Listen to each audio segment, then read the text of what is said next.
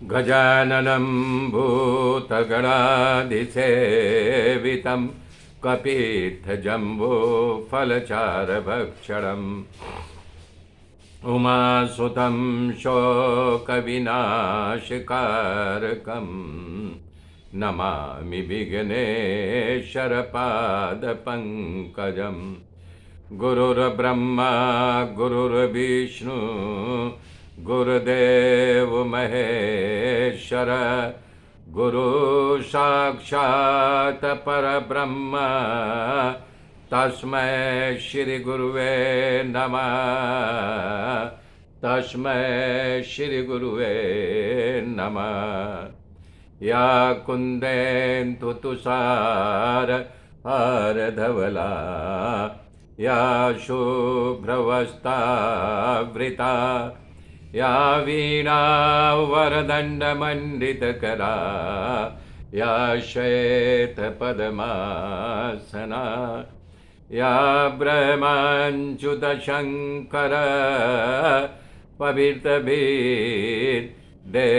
सदा वन्दिता सा मां पातु सरस्वती भगवती निःशेषजाड्यापः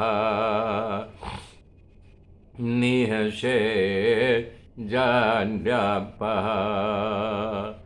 हरे राम राम राम हरे हरे हरे कृष्ण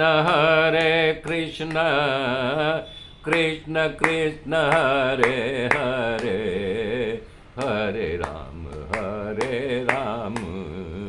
राम राम हरे हरे हरे कृष्ण कृष्ण कृष्ण कृष्ण हरे हरे। ओम नमो भगवते वासुदेवाय ओम परमात्मने नमः।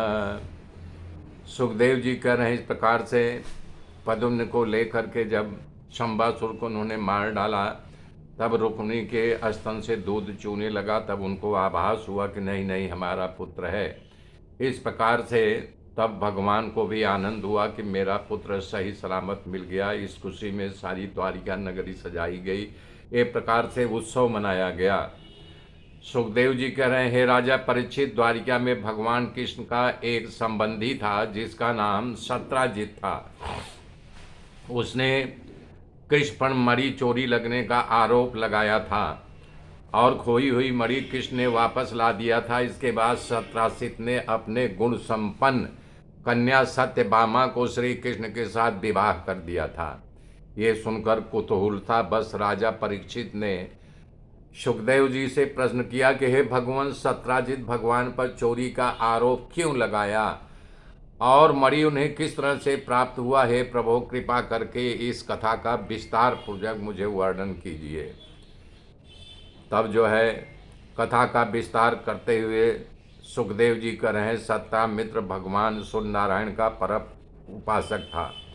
वो मित्र की भांति सूर्य की उपासना किया करता था। भगवान भास्कर उसकी भक्ति से प्रसन्न होकर के एक मणि दिए जिसका नाम श्यांतक मणि था।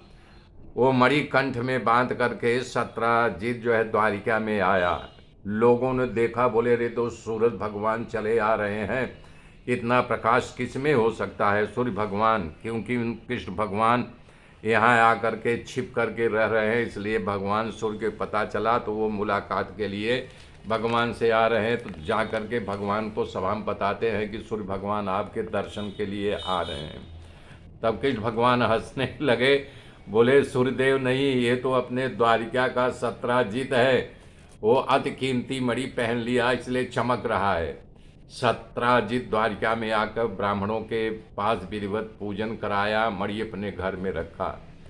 सुखदेव जी कह रहे हैं ये मणि प्रतिदिन 8,000 तोला सोना देता था। 8,000 तोला मतलब 1,00,000 ग्राम। 1,00,000 ग्राम मतलब 18 किलो सोना। भला जिसके घर में 16 किलो, 18 नहीं 16 किलो सोना जिसके घर में रोज होता हो तो उसके पास कितनी संपत्ति होगी। तब इसी प्रकार से ऐसा लगा कि ये सबसे बड़ा धनवान हो जाए, द्वारिका में जो शासन चल रहा है उससे भी ज़्यादा संपत्ति हो जाएगी, अलग सेना तैयार कर लेगा। तो ये बात द्वारिका के घर घर में होने लगी। एक दिन बात महाराज उग्रसेन के दरबार में इसकी चर्चा चली, वातावरण उग्र बन गया। भगवान कृष्ण ने विचार किया कि ये बात सही है, ऐसा नहीं होना चाहिए, ये स्वाभाविक है कि राज्य के लिए खतरा बन सकता है। प्रभु श्री कृष्ण ने विचार किया तो मणि शासन के पास होना चाहिए। एक दिन भगवान श्री कृष्ण अपने 4-5 बड़े बुजुर्गों को साथ लेकर के सत्राजीत के पास गए, और जब सत्राजीत के पास पहुँचे तो उन्होंने कहा कि ये मणि की मांग की। सत्राजीत ने लगा कि श्री कृष्ण हमारे से ईर्ष्या कर रहा है, इसलिए ये मणि हमसे लेना चाह रहे हैं। तो उन्होंने इनकार कर दिया कि नहीं, मैं मणि नहीं दूंगा। भगवान श्री कृष्ण ने सत्राजीत से कहा, हे सत्राजीत, इतनी कीमती मणि किसी खुद की है वो ठीक नहीं, तुम मुझे दे दो। पर सत्राजीत माना नहीं। तब भगवान ने कहा, लोग हमारी तुम्हारी चर्चा कर रहे, चर्चा बंद करने के लिए ये मणि मुझे दे दो। फिर सत्राजीत नहीं माना। तब तो मणि पे भगवान ने कहा, मणि मेरे पास रख जाओ, जो रोज जितना सोना उत्पन्न होता हो तुम आकर के ले जाओ। इतना छूट देने के बाद भी सत्राजीत ने माना नहीं। भगवान अपने बड़ों को लेकर के वापिस आ गए। थोड़े दिन के बाद एक घटना घटी। सत्राजीत का एक भाई था प्रसेनजीत, वो एक दिन कीमती मणि अपने कंठ में बांध करके शिकार करने के लिए जंगल में निकल गया, और शिकार करते समय एक सिंह के साथ उसका उठक पठा हुआ। तभी कड़ी मणि कहीं गिर गई और सिंह प्रसेन को मार डाला। तभी जामवंत वहाँ से पसार हो रहे, देखा सिंह कोई मणि लेकर किसी घोड़े के सवार को मार डाला है। तब जामवंत ने देखा कि से सिंह को मारकर गुफा की ओर जा रहा है, तो वो जामवंत ने उस सिंह को मार डाला, क्योंकि वो सिंह गुफा में घुसने के जहाँ जामवंत अपने परिवार के साथ रहते थे, और चमकते मणि को ला करके अपनी लड़की जामवंती को दे दिया। अब प्रसेन की घटना नहीं हो गई, सबके चिंता होने लगा कि प्रसेन आया नहीं। तो सत्राजीत सबके कहने लगा कि हमारा भाई जो है गायब हो गया, मुझे लग रहा है कि भगवान ने ही श्री कृष्ण मार करके वो मणि ले लिए, कहाँ गायब हो सकता है। इस तरह से खबर सुनकर द्वारिका में समाज भगवान कृष्ण के विरुद्ध में हो गया। चर्चा करने लगे, समाज के लोगों का भरोसा क्या, कब किसके साथ यानी पलट जाएं। ये तो आदिकाल से चला आ रहा है। जब भगवान का विरोध समाज ने किया तो बताइए साधारण मानव किस खेत का मूली है, कब किसका विरोध हो सकता है। इस प्रकार से समाज का विरोध करते हुए देख करके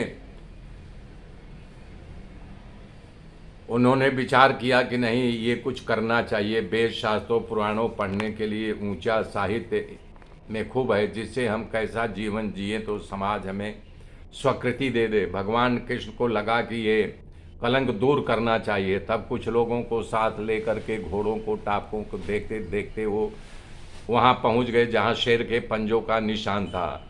उन पंजों को देखते देखते वो आगे बढ़े तो वहाँ मरा हुआ एक शेर दिखा, तो समझ गए कि ये शेर को यहीं मारा पीटी हुई। लेकिन शेर को मारने के बाद एक वृक्ष के पैरों का निशान दिखा जो गुफा की ओर जा रहा था। कृष्ण भगवान अपने आदमियों को वहाँ खड़ा कर दिए, बोले जब तक मैं गुफा से न आऊँ तब तक तुम लोग यहीं खड़े रहना। और जब प्रवेश किया तो वहाँ एक युवान कन्या उस मणि के साथ खेल रही थी, जिसका नाम जामवंती था। जामवंत की पुत्री थी, जो कृष्ण को लगा कि मणि यहाँ पर है और इसे लाया कौन। एक देखते ही प्रभु जी ने गुफा में प्रवेश किया। जामवंत था, उसको लगा कि कोई मुझे मारने आया है, और तड़ीशिला लेकर के प्रभु को मारने के लिए दौड़ा। भगवान के साथ भयानक युद्ध किया। जैसे मांस के टुकड़े के लिए बांझ पक्षियाँ आपस में लड़ते हैं, उसी पार घमासान युद्ध हुआ। भगवान उसके प्रभाव से अनजान, भगवान और उनके प्रभाव से अनजान होने के कारण जामवंत ने 28 दिन तक युद्ध करता रहा। जामवंत के ऊपर वज्र के सहार प्रहार होने लगे, उसके अंग शिथिल होने लगे। उसके बाद भगवान ने एक प्रहार उसके मस्तक किया, तब उस बुद्धि का दरवाजा खुल गया। तब उसे ईश्वर रामावतार की बात आ गई। भगवान की स्तुति करते हुए जामवंत ने कहा कि हे प्रभु, आपने रामावतार में थोड़ा सा क्रोध किया तो समुंदर बौखला गया था, उसमें आप रास्ता दिया था, आप उस पर सेतु बांधा था। हे भगवान, आपके प्रताप से हम लोग लंका का विध्वंस किया था, लंका पर विजय प्राप्त किया था। इस प्रकार राम और श्याम बन करके मेरे पास आए हो, मैं आपको पहचान न पाया, इसलिए मुझे क्षमा करना। आप समस्त जगत के इंद्रियमान मनोबल और शरीर बल से भी ज़्यादा बल है। भगवान श्री कहया मैं मणि लेने आया हूँ, मेरे पर झूठा कलंक लगा है, उसे दूर करने के लिए मणि मुझे दे दो। मेरे मित्रों, आगे की कथा कल जोड़ूंगा, तब तक के लिए जय श्री राम।